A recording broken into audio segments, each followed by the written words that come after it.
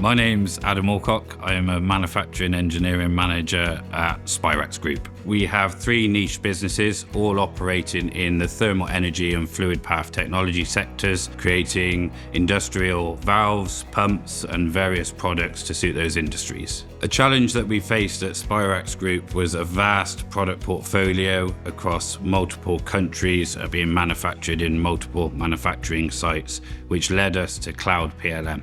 Cloud PLM has changed the way that we collaborate across the organization. It's driven standardization and it's driven common ways of working across our global manufacturing network. It's improving visibility of data and allowing us to manage what gets measured. We've been able to increase productivity and communication and collaboration across the entire enterprise, across all our internal departments, as well as our external suppliers, and given them a platform to interact digitally with our organization. I would recommend Autodesk Cloud PLM to anybody that wants to get moving on their PLM journey fast and wants to see a continuous evolution of their PLM in line with their business, with the adaptability and the growth that goes with it.